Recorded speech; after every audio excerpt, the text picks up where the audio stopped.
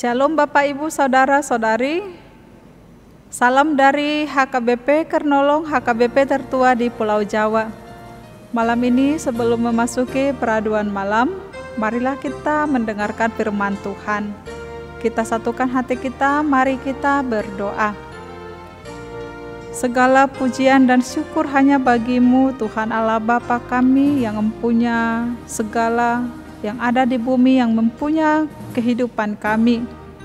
Terima kasih Tuhan buat segala penyertaan-Mu dalam hidup kami dari hari ke hari hingga pada saat ini. Pada malam ini Tuhan, kami mau mendengarkan firman-Mu. Berkati kami Tuhan dan curahkan Roh Kudus Tuhan bagi kami, agar kami boleh mengerti kebenaran akan firman Tuhan. Terima kasih Tuhan, terimalah doa kami. Amin. Sahabat renungan malam Shalom, firman Tuhan pada malam hari ini sesuai dalam bacaan almanak HKBP tertulis dalam Matius 18 ayat 6 sampai ayat 9. Dan yang menjadi ayat pembimbing adalah ayat 7. Begini firman Tuhan. Celakalah dunia dengan segala penyesatannya. Memang penyesatan selalu ada, tetapi celakalah orang yang mengadakannya. Celakalah yang mengadakan penyesatan. Sahabat renungan malam Shalom, dalam Kamus Besar Bahasa Indonesia, penyesatan berasal dari kata sesat, artinya salah, tidak melalui jalan yang benar. Penyesatan adalah proses, cara, perbuatan yang menyesatkan. Orang yang melakukan penyesatan adalah orang yang mengajarkan ajaran yang salah dan selalu mencari orang-orang untuk menjadi pengikutnya dan menerima ajaran-ajarannya yang salah. Mengajarkan ajaran yang salah tentu sekali tidak berdampak positif, tetapi merugikan, baik bagi dia yang melakukan penyesatan, juga bagi orang yang terpengaruh dengan ajaran yang menyesatkan itu. Jika perbuatan penyesatan adalah tidak baik, tidak berdampak positif, lalu mengapa ada orang yang melakukan penyesatan? Bapak, Ibu, Saudara-saudari, sejak mula dunia diciptakan dan segala isinya dijadikan oleh Allah, penyesatan sudah ada. Dalam Kejadian 3 ayat 1 sampai 6 di sana kita ketahui, adapun ular yang paling cerdik dari segala binatang yang dijadikan oleh Allah menggoda manusia itu untuk melakukan dosa. Ini adalah pekerjaan si iblis mempengaruhi manusia itu untuk melakukan dosa sehingga jatuh ke dalam perbuatan dosa. Dan firman Tuhan juga dalam Injil Yohanes 8 ayat 44, iblislah yang menjadi bapamu dan kamu ingin melakukan keinginan-keinginan bapamu. Ia adalah pembunuh manusia sejak semula dan tidak hidup dalam kebenaran, sebab di dalam dia tidak ada kebenaran. Apabila ia berkata dusta, ia berkata atas kehendaknya sendiri, sebab ia adalah pendusta dan bapa segala dusta.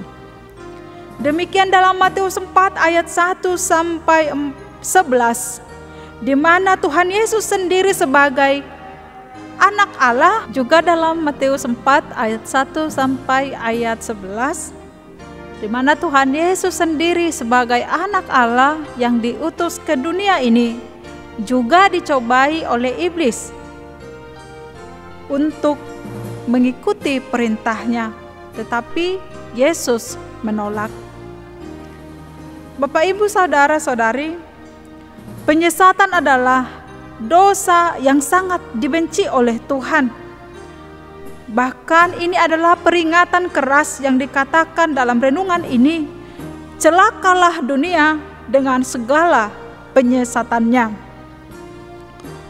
Orang-orang yang menjadi penyesat-penyesat ini, yang tidak mengajarkan Injil secara benar, jika tidak bertobat dari cara hidupnya yang salah itu, maka kelak ia akan dibuang di dalam api kekal, dihukum bersama-sama dengan iblis yang disebut sebagai bapa segala dusta dan penyesat itu.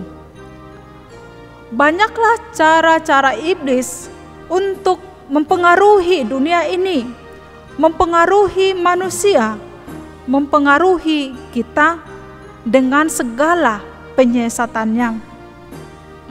Yang pertama, iblis berusaha menghambat pertumbuhan rohani orang-orang Kristen. Iblis berusaha menghambat pertumbuhan iman kita dengan menawarkan segala keindahan, kelimpahan berkat jasmani lahiriah, supaya perhatian kita tertuju kepada tawaran-tawaran itu, sehingga mengabaikan kebenaran akan firman Tuhan. Iblis juga berusaha menghujani kita dengan segala kesibukan kita, sehingga kita tidak mengingat bagaimana hubungan kita kepada Tuhan. Yang kedua, iblis berusaha merangsang sekuat-kuatnya kelemahan daging kita yang kita miliki untuk menjatuhkan kita, sehingga dengan usaha si iblis ini membuat kita jatuh kepada kesombongan diri akan kekayaan, kepintaran, kerohanian, dan lain sebagainya. Ada yang jatuh kepada keinginan mata yang membuat seseorang hanya ingin mencari dan merindukan hal-hal yang membuat dia bahagia, ingin mengumpulkan barang-barang sebanyak-banyaknya sebagai kepenuhan kebahagiaan dia, atau dapat kita katakan jatuh kepada konsumerisme. Dan orang yang jatuh kepada konsumerisme ini didorong oleh materialistis dan hawa nafsu. Bapak, Ibu, saudara-saudari, yang ketiga, penyesatan yang dilakukan oleh si iblis ini, oleh bapa penyesat ini dan pengikut-pengikutnya, juga terjadi di tengah-tengah gereja, internal gereja, di mana firman Tuhan yang adalah kebenaran tidak lagi diberitakan berdasarkan atas kebenaran firman Tuhan itu dengan sesungguhnya.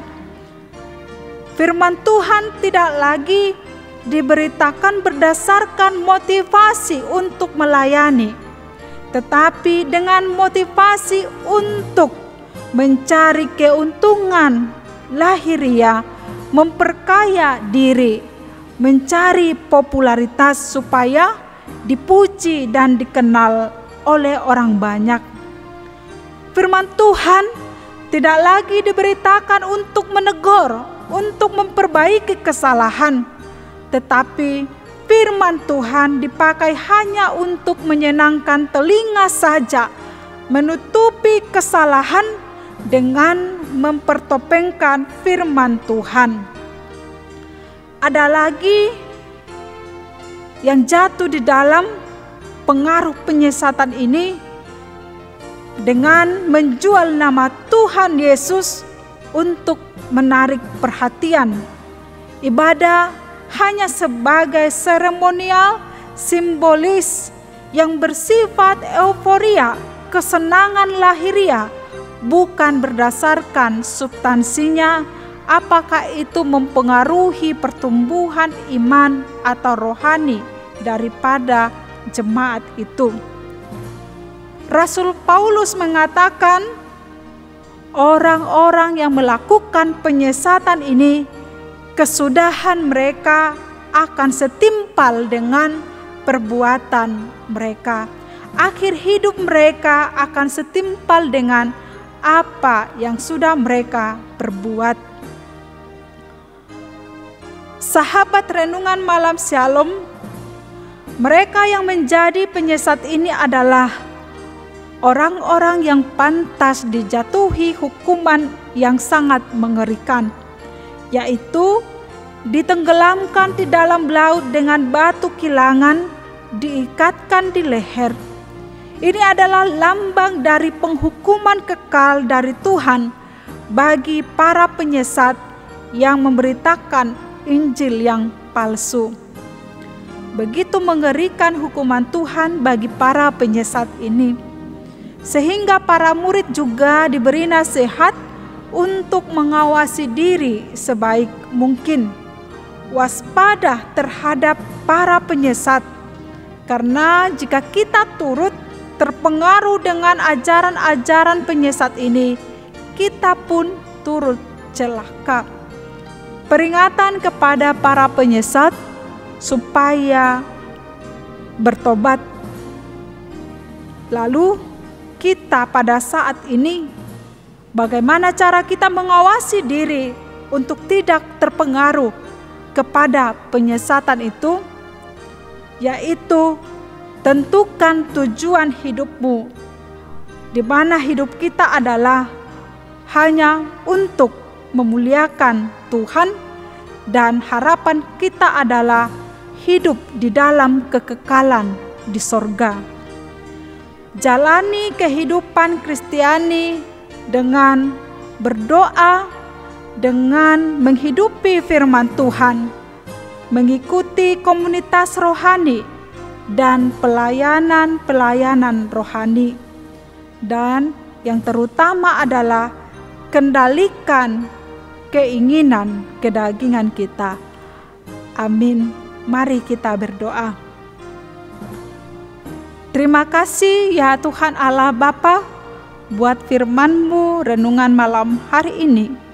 Mengajarkan kami Tuhan, supaya kami tidak turut dalam perbuatan-perbuatan penyesat, tidak terpengaruh kepada ajaran-ajaran yang salah, yang tidak Engkau kehendaki. Engkau mengharapkan supaya hidup kami senantiasa berdasarkan atas firman Tuhan.